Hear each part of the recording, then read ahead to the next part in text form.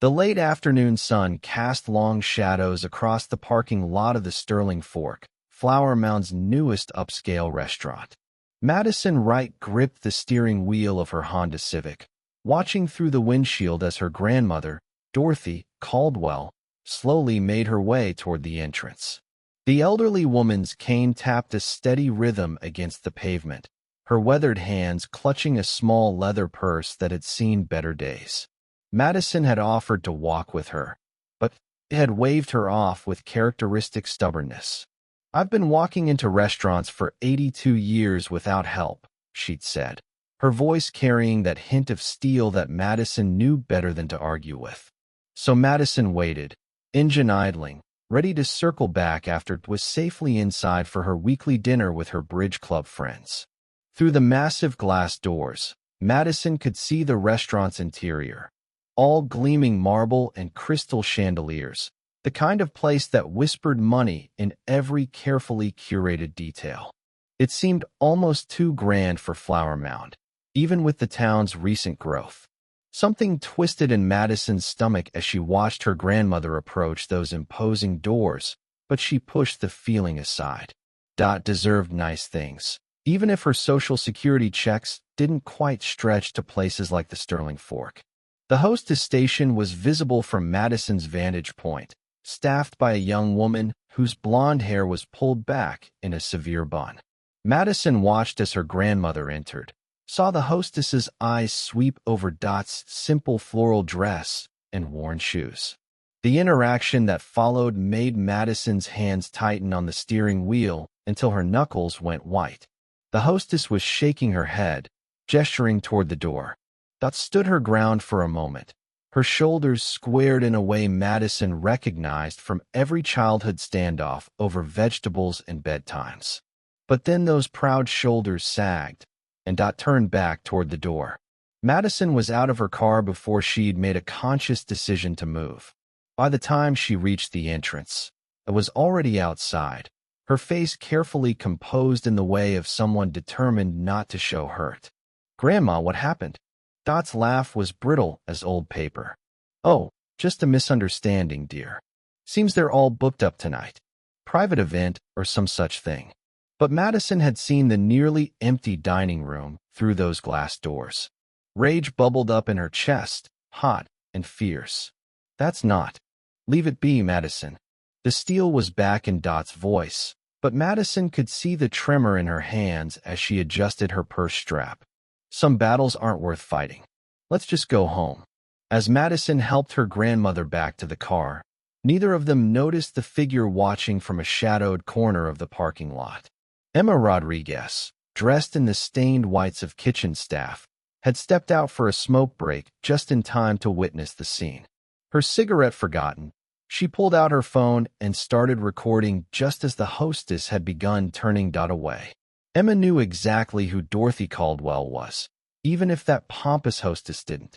Everyone who'd grown up in Flower Mound knew the story, or at least pieces of it. How Dot Caldwell had once been Dorothy Bennett, heir to the Bennett oil fortune. How she'd walked away from it all for love, choosing a life with Jimmy Caldwell, a mechanic with grease under his nails and dreams bigger than his bank account. But there was more to the story than even Emma knew. Secrets buried deeper than any oil well, truths that had been carefully hidden for over 60 years. Back in her car, Madison glanced at her grandmother as they pulled out of the parking lot. Dot sat ramrod straight, staring ahead with the dignity of a deposed queen. Madison had always admired that about her grandmother, the way she carried herself as if she were wearing silk instead of cotton, as if the world owed her respect simply for existing. Now Madison understood it wasn't pretense. It was memory. "Grandma," Madison began carefully, "why don't we try somewhere else? That new Italian place on Main Street. I'm not very hungry anymore, dear. Just take me home." The drive to Dot's small ranch house on the outskirts of town was silent except for the whisper of the air conditioning. Madison's mind churned with questions she'd never thought to ask. She'd known her grandmother came from money. There were hints in the way Dot set a table, the way she insisted on proper posture. the occasional French phrase that slipped out when she thought no one was listening. But Madison had always assumed it was the kind of genteel poverty that came from being middle class in a bygone era, not actual wealth. As they pulled into the driveway, Dot finally spoke. "You know, that building where the Sterling Fork is now? That used to be the old Flower Mound Community Center. Your grandfather proposed to me there, during the harvest dance of 1961. Madison helped her grandmother from the car, processing this new information. "I didn't know that." Caused quite the scandal. A real smile ghosted across Dot's face. "Dorothy Bennett, dancing with Jimmy Caldwell. My father threatened to disown me on the spot. Followed through on it, too, when I married Jimmy 6 months later." They made their way into the house, Dot settling into her favorite armchair while Madison busied herself making tea. The kitchen was small but meticulously cleaned, every surface scrubbed to a shine that spoke of someone who'd learned to take pride in what little she had. "Do you ever regret it?" Madison asked, setting a delicate china cup, one of the few remnants of Dot's former life, in front of her grandmother. "Not for a single moment." Dot's eyes grew distant. "Your grandfather was worth 100 fortunes. We had 43 beautiful years together before the cancer took him. We raised your mother in this house, watched her grow up strong and kind. What's money compared to that?" But as night fell and Madison drove back to her own apartment, she couldn't shake the image of her grandmother being turned away from that restaurant. The injustice of it burned in her chest. That had given up everything for love, had lived a life of quiet dignity and grace, and yet she'd been judged unworthy based on nothing more than the clothes on her back. Meanwhile, Emma Rodriguez was having a similar struggle with her conscience. The video on her phone felt like it weighed 1,000 pounds. She'd already watched it a dozen times, each viewing making her angrier. She recognized the hostess. Ashley Cooper, hired just 2 weeks ago, fresh out of some hospitality program in Dallas with her nose so high in the air, it was a wonder she didn't drown when it rained. Emma had worked at the Sterling Fork since it opened 6 months ago, had watched as owner James Harrison poured his heart and considerable savings into creating something special.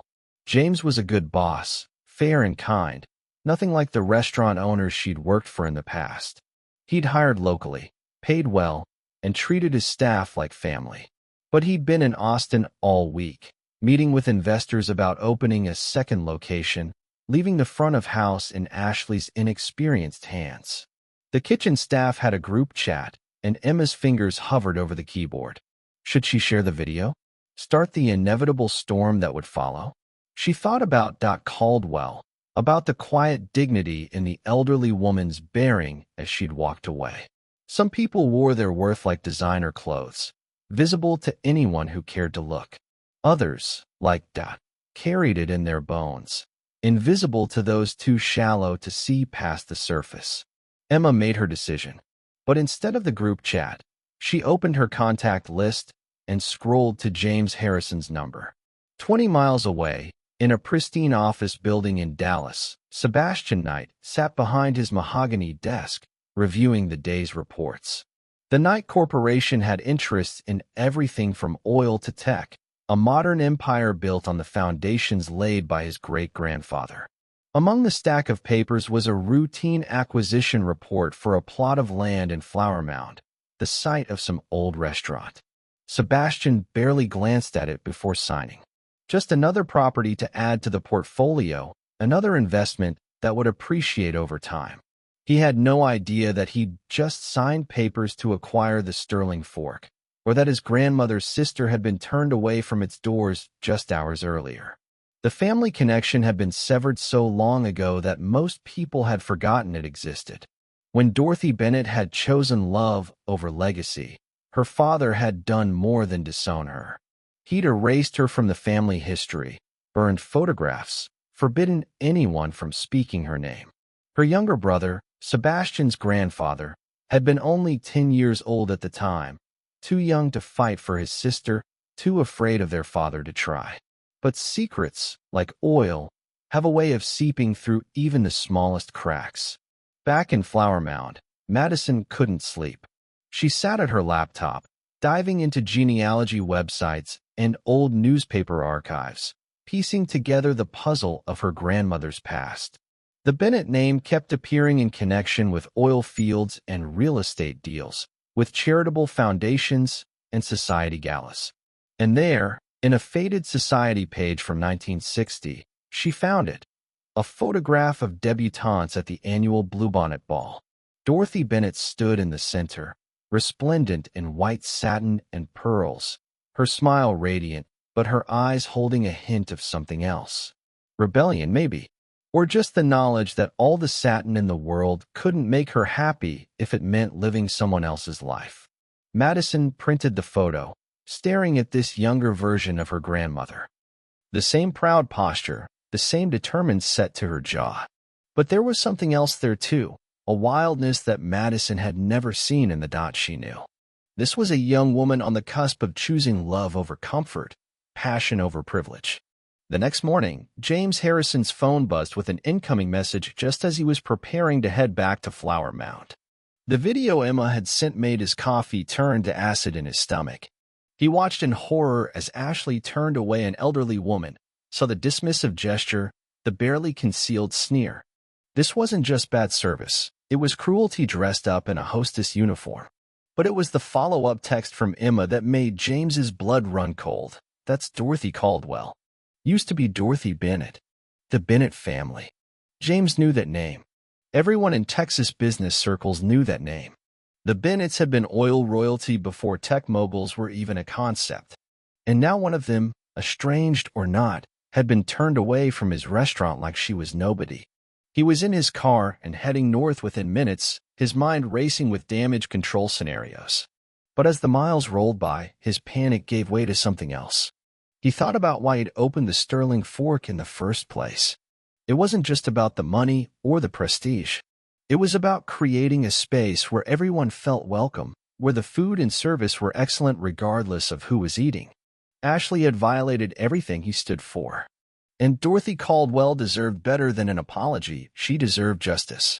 Madison arrived at her grandmother's house early that morning to find Dot in the garden, her hands deep in the soil as she tended to her roses. It was a small garden, nothing like the sprawling grounds of the Bennett estate Dot had grown up on. But every plant was loved, every bloom coaxed to perfection through patience and care. "You're up early," Dot observed, not looking up from her work. "Couldn't sleep." Madison held out the printed photograph. "I found this." Dot's hand stilled. Slowly, she pulled off her gardening gloves and took the paper, her fingers trembling slightly. For a long moment, she just stared at her younger self, and Madison saw a lifetime of memories play across her grandmother's face. "I haven't seen this in over 60 years, Dot whispered. "I thought they destroyed them all." "Grandma, why didn't you ever tell us about who you really were?" Dot carefully set the photograph aside and resumed her gardening. "Because that's not who I am, dear. That girl in the picture, she was playing a part written for her before she was born. Dorothy Caldwell, now she's real. She chose her own life, made her own way. That's the woman I wanted you to know." They worked together in silence for a while, Madison helping to spread fresh mulch around the rose bushes. The morning sun climbed higher, and with it came the heat that made the air shimmer like oil on water. It was in this shimmering heat that a Lincoln Town car pulled up to the curb, as out of place in this modest neighborhood as a peacock in a chicken coop. James Harrison stepped out, carrying a bouquet of roses that put Dot's garden to shame. He was younger than Madison had expected, maybe mid-30s, with the kind of earnest face that suggested he still believed in Santa Claus and happy endings. "Mrs. Caldwell?" His voice cracked slightly on the name. "I'm James Harrison. I own the Sterling Fork. I need to apologize." Dot straightened slowly, her hand going to the small of her back in a gesture Madison recognized as buying time to think. "Mr. Harrison, how unexpected." "Ma'am, what happened yesterday was inexcusable. I've seen the video, and I'm horrified. That's not what my restaurant represents. That's not who we are." "Video?" Dot's eyebrows rose slightly. James fumbled with his phone, then seemed to think better of it. "One of my kitchen staff was outside. She recorded the incident. Mrs. Caldwell, I've already terminated the hostess responsible. but I know that doesn't undo what happened. I'd like to invite you and your family to dine at the Sterling Fork as my guests. Tonight, if you're available, or any night you choose. Madison expected her grandmother to refuse with the same quiet dignity she'd shown yesterday. But Dot surprised her. "Mr. Harrison, do you know why I wanted to dine at your restaurant?" "No, ma'am. Because that building holds memories for me. Happy ones. I met my late husband there when it was a community center. We danced in what's now your main dining room. I thought it might be nice to sit in that space again, to remember." Dot's smile was sad but not bitter. "I suppose some memories are better left undisturbed." "Please," James said, and the desperation in his voice was genuine. "Let me make this right. Let me show you that the Sterling Fork can create new memories, good ones." Dot looked at Madison, then back at James. Something passed between them, an understanding that went beyond words. "Very well, Mr. Harrison, but on one condition. I pay for my meal. I've been paying my own way for 60 years, and I'm not about to stop now."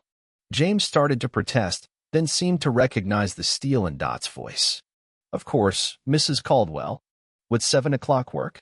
After he left, Madison turned to her grandmother. "Are you sure about this? Life's too short to hold grudges, dear. Besides, I'm curious to see what they've done with the old place." But there was more to Dot's acceptance than curiosity. As she watched the Lincoln disappear around the corner, she thought about secrets and their weight. For 60 years, she'd carried hers quietly, never burdening her family with the truth of what she'd given up. But secrets, like roses, needed air to breathe. Perhaps it was time to let a little light in. That evening, the Sterling Fork hummed with nervous energy. James had briefed his entire staff, and word had spread through the kitchen grapevine that tonight was important. Emma had been promoted to temporary hostess, her first act being to throw away the dress code sign Ashley had posted without authorization. When Dot arrived, accompanied by Madison and her parents, Emma greeted them like visiting royalty. But Dot waved away the special treatment, insisting on being seated at a regular table, ordering from the regular menu. She chose a spot by the window, her eyes taking in the transformed space with something like wonder. "Your grandfather and I danced right there," she told Madison, pointing to a spot near the bar. "The band was set up where the kitchen entrance is now. He stepped on my feet 3 times during the first song, then told me I was too pretty to be mad at him. The nerve of that boy." As they waited for their appetizers, a strange thing happened. Other diners began to take notice, not because of any commotion, but because of the way the staff treated Dot's table. There was a reverence there, a careful attention that spoke of something more than good service. Whispers started at the bar, spreading outward like ripples on water. "Isn't that Dorothy Bennett? I heard she was turned away yesterday." The Bennett family? The Oil Bennetts. By the time their entrees arrived, half the restaurant was stealing glances at their table. James appeared periodically, checking on their meal with an anxiety that would have been comical under other circumstances. But Dot remained serene, cutting her filet mignon with the same precise movements she'd use on a TV dinner at home. It was during dessert that everything changed. A man in an expensive suit had been drinking steadily at the bar, his voice growing louder with each martini. Madison recognized the type, new money desperate to prove it belonged, the kind who mistook cruelty for class. He'd been one of the loudest whispers, and now he decided to make his move. "Excuse me," he said, swaying slightly as he approached their table. "Are you really Dorothy Bennett? The one who ran off with the mechanic?" The restaurant fell silent. Forks paused midway to mouths, conversations died mid-sentence. Dot set down her coffee cup with a soft clink that somehow sounded like a gavel. "I'm Dorothy Caldwell," she said simply. "But you were a Bennett." The man's voice held the kind of nasty glee that comes from thinking you've found someone else's weakness. "My grandfather used to tell stories. How you threw away millions for some grease monkey. How your father had to tell everyone you died rather than admit what you'd done. Must be something, coming back here now, seeing how the other half lives." Madison started to rise, fury in her eyes, but Dot's hand on her wrist stopped her. "Young man," Dot said, and her voice carried the kind of authority that money can't buy. "I've lived more life in my 60 years as Dorothy Caldwell than I ever could have as Dorothy Bennett. I've known love that would make your heart ache with its beauty. I've raised children who measure wealth and kindness rather than dollars. I've buried a husband who died holding my hand, whispering that I was his greatest treasure. So you tell me, who exactly is living as the other half? The man's face flushed red, then white. He opened his mouth, closed it, then slunk back to the bar. The restaurant remained frozen for a moment longer, then burst back to life with an intensity that suggested everyone was discussing the same thing. But at Dot's table, the meal continued as if nothing had happened. They finished their dessert. Dot paid the check, leaving a generous tip that would have Emma talking for weeks, and prepared to leave. As they stood, something unexpected happened. An elderly woman at a nearby table stood as well. Dorothy? Dorothy Bennett? Dot turned, and her face transformed. Grace? Grace Whitfield. The two women embraced, and suddenly the years fell away. Grace had been Dot's best friend, her maid of honor at the wedding her family refused to attend. They'd lost touch over the decades, the way people did before social media made everyone perpetually findable. I thought you'd moved away, Grace said, tears streaming down her face. Just to the other side of town. Been here all along. As the two women exchanged phone numbers, promising to catch up properly, Madison noticed a man standing in the shadows by the entrance. He was older, distinguished in the way of someone who'd grown into their power rather than been born to it. Something about his eyes seemed familiar. He approached slowly, as if walking through a minefield of memories. Aunt Dorothy. Dot's hand flew to her chest. Thomas. It's Sebastian now. Sebastian Knight. I took my mother's maiden name when I turned 18. He swallowed hard. I've been looking for you for 40 years. The revelation rippled through the restaurant like electricity. Sebastian Knight, the Sebastian Knight, CEO of Knight Corporation, worth more than some small countries, was Dorothy Caldwell's nephew. Your father, Dot began, died 10 years ago. Still bitter, still clinging to his anger. But I remembered you. I remembered how you used to sneak me cookies when Mother wasn't looking, how you taught me to dance so I wouldn't embarrass myself at cotillion. Sebastian's voice broke. I remembered how you just disappeared one day, and no one would tell me why. They moved to a quiet corner, the restaurant pretending not to watch as aunt and nephew reconnected across 6 decades of silence. Madison learned that Sebastian had spent years trying to find Dot, hitting dead end after dead end. The Bennett family machine had been thorough in erasing her existence. I own this building now, Sebastian said quietly. Bought it this morning, actually. Pure coincidence, it was just another investment property. But when I heard what happened yesterday, when I realized it was you.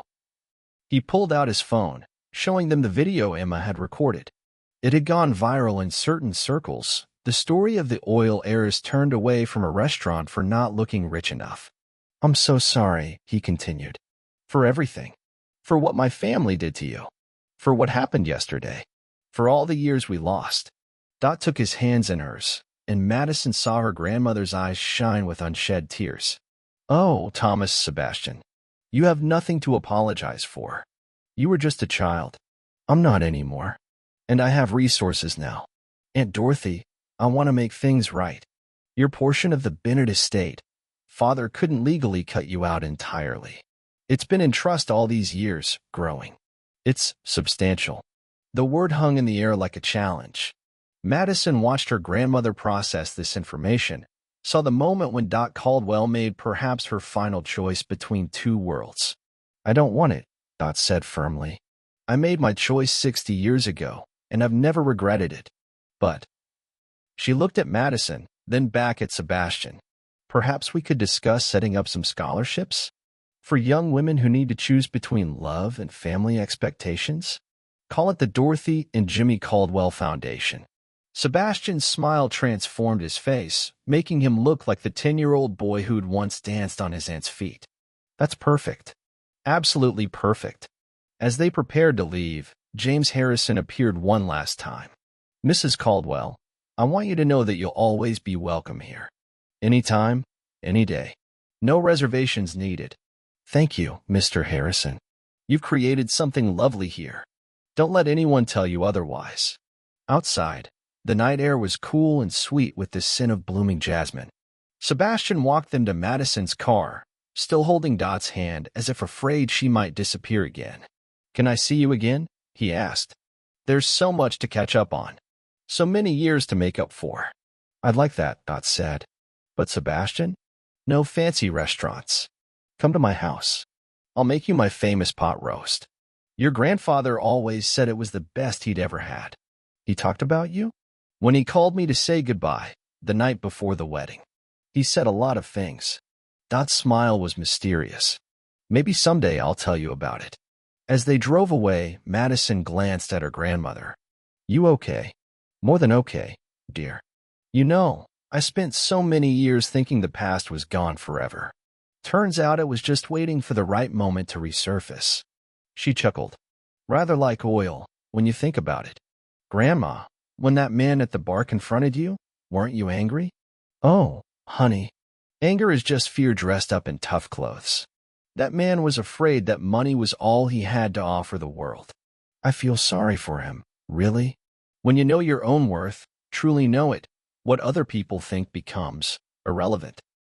They drove in comfortable silence for a while, but Madison's mind was churning. The evening had revealed so much, yet she felt like there were still secrets hiding in the shadows, truths that hadn't quite come to light. Grandma, what did Grandpa, your brother, say when he called you that night?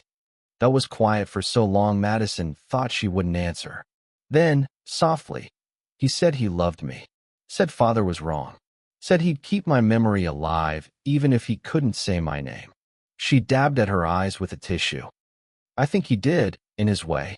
Why else would Sebastian have spent 40 years looking for someone who supposedly didn't exist? Back at the Sterling Fork, James Harrison sat in his office, staring at his computer screen. The video Emma had sent him had indeed gone viral, but not in the way he'd feared. Instead of destroying his restaurant's reputation, it had become a rallying cry. Hashtag Justice for Dorothy was trending, with thousands sharing their own stories of being judged by appearance, of choosing love over money, of family secrets and reconciliations. But there was one comment that stopped him cold. It was from someone claiming to be Ashley Cooper, the hostess he'd fired that morning. You want to know why I turned her away? Check your reservation system for last night. Bennett party, table for 12. Paid in advance. Special instructions, family reunion. Keep out anyone claiming to be Dorothy Bennett. She's not welcome. Signed, Patricia Bennett Knight. I was just following orders. James felt his blood turn to ice. He pulled up the reservation system, and there it was. Patricia Bennett Knight, Sebastian's mother. She'd somehow discovered her sister-in-law would be there and had tried to orchestrate one final act of rejection from beyond the family divide. His finger hovered over Sebastian Knight's phone number. This would destroy the fragile reconciliation between aunt and nephew. But didn't they deserve the truth? Didn't it deserve to know that the cruelty hadn't been random? In the end, he deleted the reservation and Ashley's comment. Some secrets, he decided, were better left buried. The past had done enough damage. Let the future be built on something better than old vendettas and inherited hatred. 2 weeks later, Dot's small ranch house overflowed with people. Sebastian had come for dinner as promised, bringing his wife and teenage daughters. Grace Whitfield was there too, along with her extended family. Emma Rodriguez had been invited after to learn she was the one who'd recorded the video, and she'd brought James Harrison as her +1. The table groaned under the weight of Dot's cooking. The famous pot roast, yes, but also cornbread and green beans and peach cobbler made from fruit picked that morning. It was simple food, made with love and served without pretense. Madison watched her grandmother preside over this unlikely gathering, saw how naturally she brought people together. The oil heiress and the kitchen worker, the CEO and the small-town family, all united around a table that had seen 60 years of similar meals. You know what I remember most about growing up? Sebastian asked, helping himself to another serving of pot roast. The dinner parties my parents threw, caterers and china, and conversations about stock portfolios. Everyone performing happiness without ever feeling it. This is better, one of his daughters said, her mouth full of cornbread. This is real. And it was. The laughter was genuine, the stories unguarded. Grace regaled them with tales of Dot's teenage rebellion, sneaking out to honky-tonks, racing cars on back roads, scandalizing the country club set long before she'd ever met Jimmy Caldwell. "You were always wild," Grace said fondly. "Jimmy didn't change you. He just gave you permission to be yourself." As the evening wound down and guests began to leave, Sebastian lingered. He and Dot sat on the porch swing, the one Jimmy had installed for their 40th anniversary, and watched the stars come out. "I'm buying out James Harrison," he said suddenly, "giving him the capital to expand, but he'll maintain full control. That young man has good instincts. And I'm renaming the original location. Oh, Caldwell's Table, if you'll allow it." Dot's laugh was bright as the stars above. Jimmy would get such a kick out of that. His name on a fancy restaurant. "Not fancy," Sebastian corrected. "Welcoming. A place where everyone belongs, regardless of what they're wearing or where they come from." "Then yes, I'll allow it." Madison joined them on the porch, and the three generations sat in comfortable silence. The secrets that had divided their family for 60 years had finally been exposed to air and light, and in that exposure had lost their power to hurt.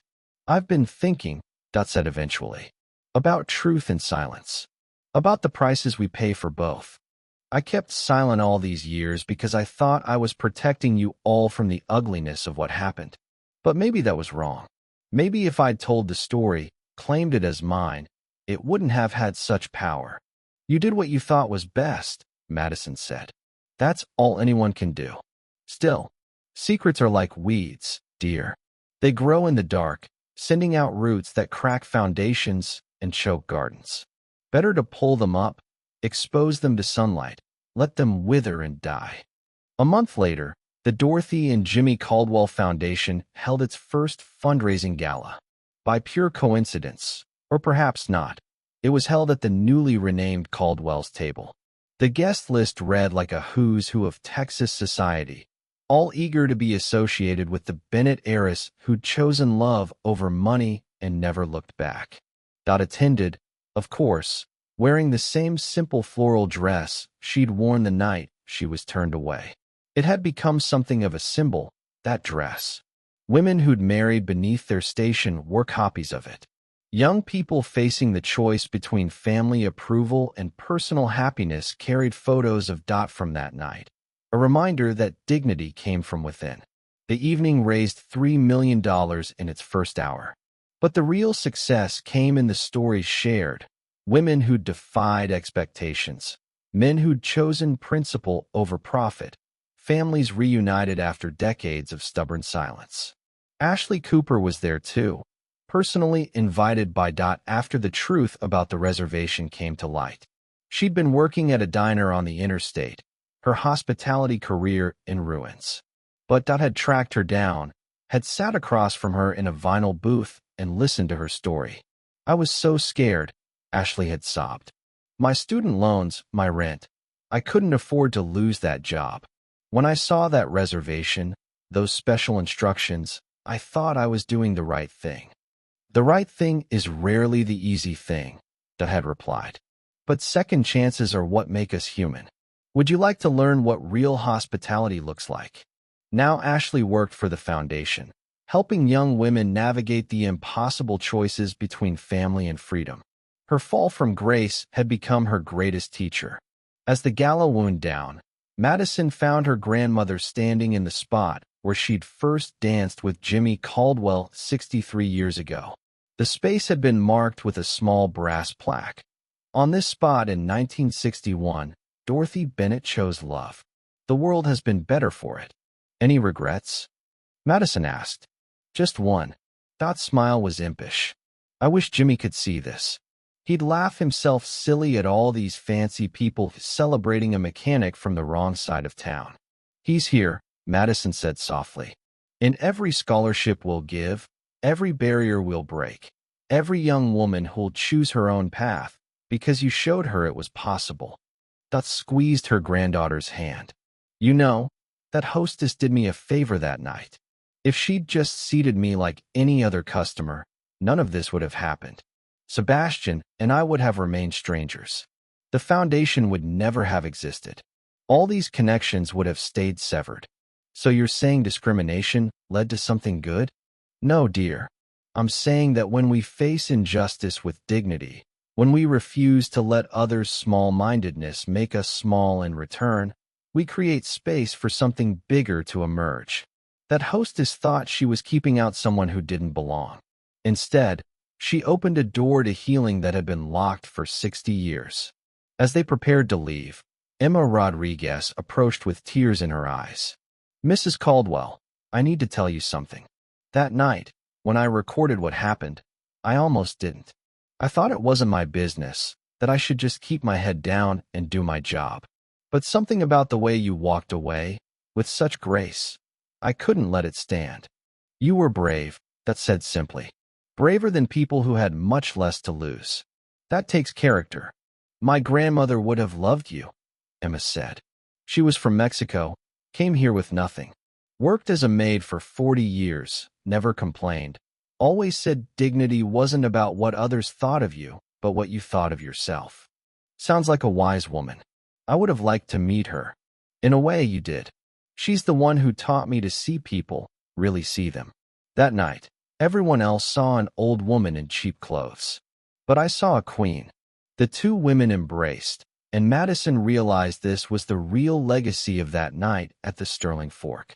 Not the money or the reunions or the viral video, but these moments of connection between people who might otherwise have remained strangers. As they drove home through the quiet streets of Flower Mound, that was unusually quiet, Madison glanced over to find her grandmother crying silently, tears sliding down her cheeks like rain on window glass. Grandma, happy tears, dear. I'm thinking about your grandfather, about how proud he'd be, not of the money or the fuss, but of this, his family carrying on his belief that everyone deserves respect, that love is worth any price, that kindness matters more than portfolios. They pulled into the driveway of the small ranch house, and Madison helped her grandmother inside. The living room walls were covered with photographs, not the formal portraits of Dot's Bennett childhood, but snapshots of a life lived fully. Jimmy at his garage, grease-stained and grinning. Their daughter's first steps. Madison's high school graduation. Thousands of ordinary moments that added up to something extraordinary. I want to show you something, said, moving to the old secretary desk in the corner. From a hidden compartment Madison had never known existed, she pulled out a leather journal, its pages yellowed with age. I started writing in this the night I left the Bennett estate. Every important moment, every choice, every lesson learned. I thought maybe someday. She trailed off, then handed the journal to Madison. I think it's time someone else read it. Madison opened the journal carefully, afraid the old pages might crumble. The first entry was dated March 15th, 1962, written in Dot's younger, more flowery script. They say I'm throwing my life away. But what is a life if not mine to throw? Tonight I choose love over comfort, truth over pretense, a small house filled with laughter over a mansion echoing with silence.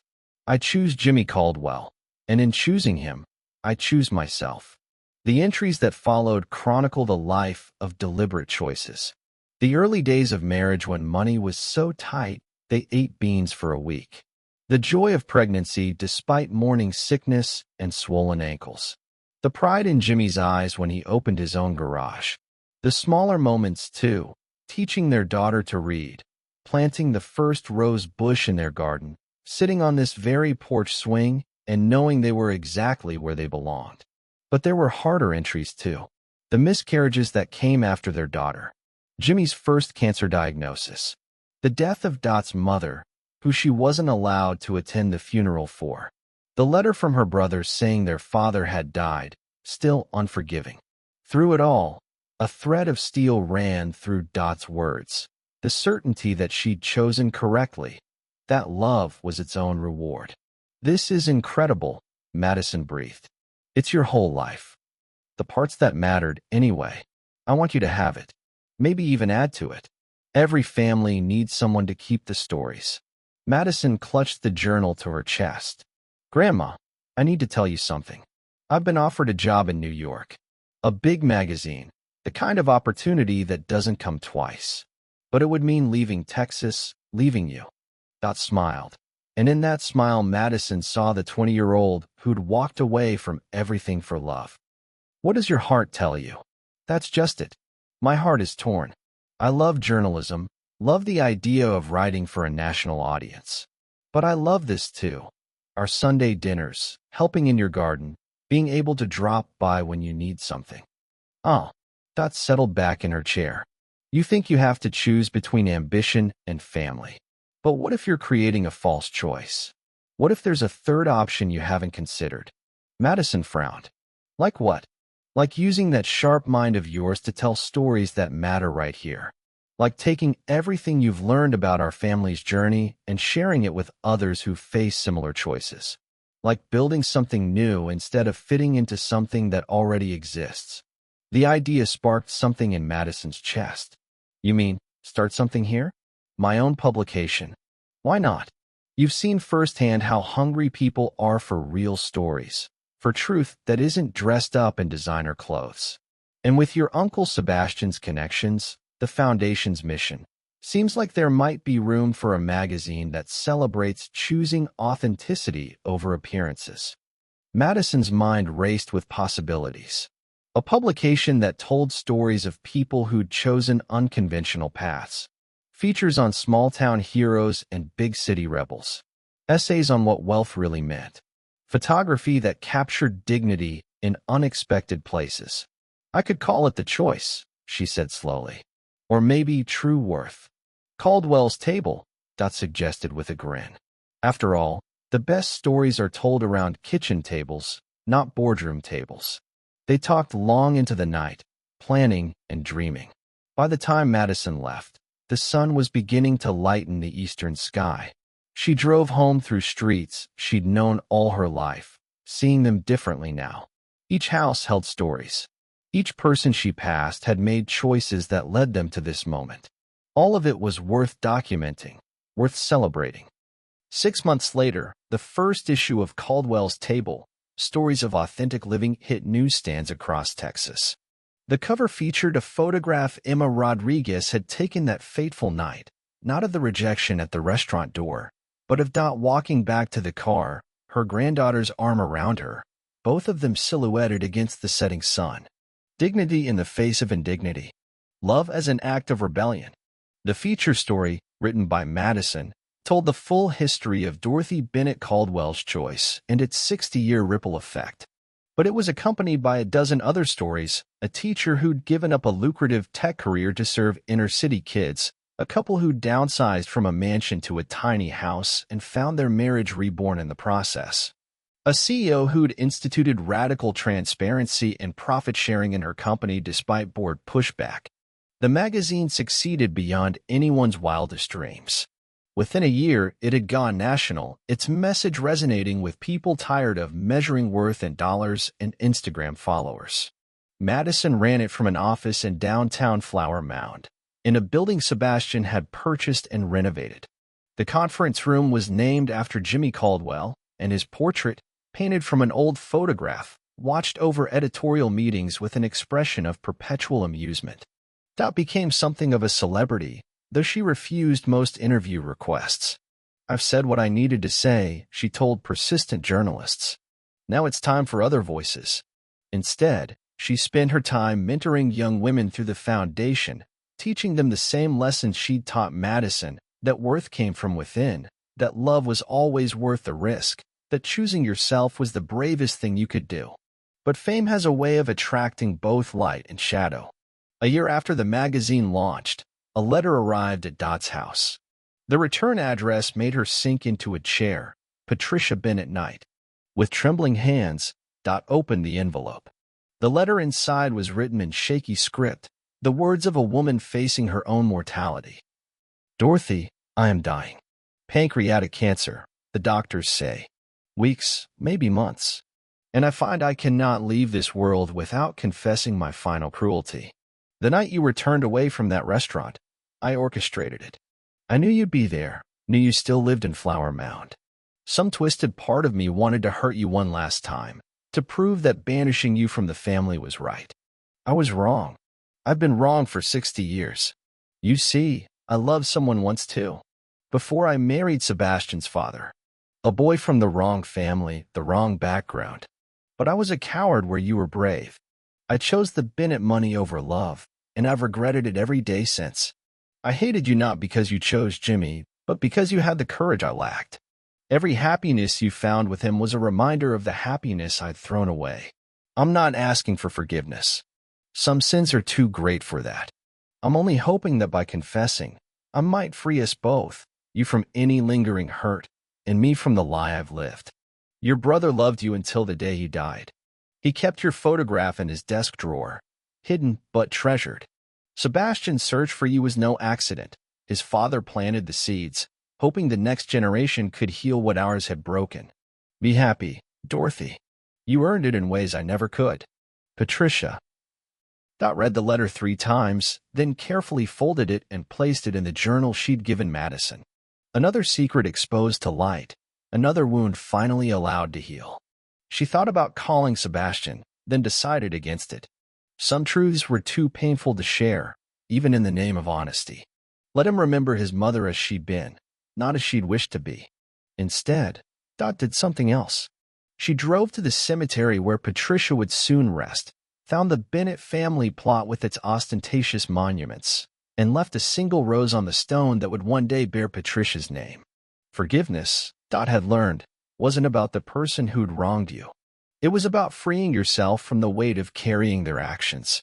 The seasons turned, as they always did.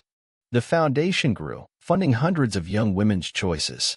The magazine expanded internationally, its message of authentic living resonating across cultures. Caldwell's Table, the restaurant, became a small chain, each location maintaining James Harrison's vision of hospitality without hierarchy. And in Flower Mound, in a small ranch house with a garden full of roses, Dot Caldwell continued to prove that the best revenge against those who'd tried to diminish her was simply to live well. Every morning, she tended her flowers. Every afternoon, she mentored someone struggling with an impossible choice. Every evening, she sat on her porch swing and felt Jimmy's presence beside her, both of them marveling at how their small act of rebellion had grown into something so much bigger than either had imagined. Madison visited daily now, running the magazine from her laptop on Dot's kitchen table as often as from her official office. 3 generations of women who'd chosen their own paths, creating space for others to do the same. You know what I've learned? Dot said one evening as they watched the sun set over the Texas hills. Secrets are like anything else we bury. They either poison the ground or fertilize it. The difference is in what we choose to plant above them. And what did we plant, Grandma? Truth, Dot said simply. And from truth, everything else grows. As if to prove her point, the doorbell rang. It was a young woman, barely out of college, clutching a worn copy of the magazine's first issue. She'd driven 3 hours from Houston, she said, just to meet the woman who'd given her permission to choose teaching over her family's law firm legacy. They said I was throwing away my future, the young woman said, tears streaming down her face. But I read your story, and I realized I wasn't throwing anything away. I was choosing to build something different. Dot embraced her, and over the young woman's shoulder, she caught Madison's eye. This was why the truth mattered. Not for glory or vindication, but for the light it provided others finding their way through darkness. After the young woman left, promising to stay in touch, Madison helped her grandmother prepare for bed. As she tucked the quilts around Dot's increasingly frail form, Madison felt the weight of inevitable time. Dot was 84 now, her body beginning to betray the spirit that remained indomitable. I'm not afraid, Dot said, reading her granddaughter's thoughts. When my time comes, I'll go to Jimmy with no regrets. We built a life worth living, raised a family worth loving, told a story worth sharing. What more could anyone ask for? More time, Madison whispered. Quality over quantity, dear. Another lesson your grandfather taught me. One perfect rose is worth 100 artificial ones. One true love is worth 1,000 false starts. One life lived authentically is worth more than a dozen lived in shadow. That night, Madison stayed over, sleeping in her mother's childhood room. She woke to find Dot in the garden at dawn, her thin nightgown no protection against the morning chill, her feet bare on the dew-wet grass. "Grandma, you'll catch your death." "Listen," Dot said, and her voice held wonder. "Do you hear it?" Madison listened, but heard only the usual morning sounds: birds singing, a dog barking in the distance, the hum of early traffic on the main road. "The world waking up," Dot said. "Every morning, a new chance to choose. 60 years ago, I stood in a garden like this, making my choice. And every morning since, I've chosen again. That's the secret, Madison. It's not one big choice, it's 1,000 small ones, all pointing in the same direction." She turned to her granddaughter, and her eyes were bright with unshed tears. "Promise me something. When I'm gone, don't let the story end. Don't let it become a museum piece, something to admire from a distance. Keep it living. Keep it growing. Keep making choices that would make Jimmy proud."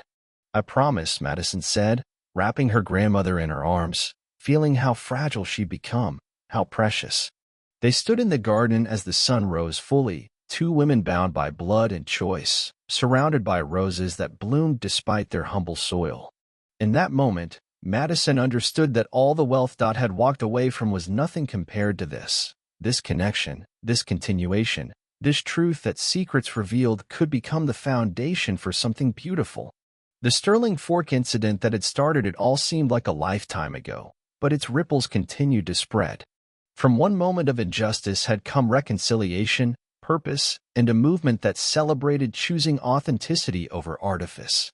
The hostess who'd turned Dot away had thought she was protecting something precious from someone unworthy. Instead, she'd cracked open a door that had been sealed for 60 years, letting light flood into dark corners, allowing secrets to transform from poison to medicine. As they walked back to the house, Dot humming a tune Madison recognized as the song from her first dance with Jimmy, Madison made her own choice. The New York job offer still sat in her inbox, unanswered. But she knew now what her response would be. Some things were worth more than prestige or money or conventional success. Some things were worth staying for.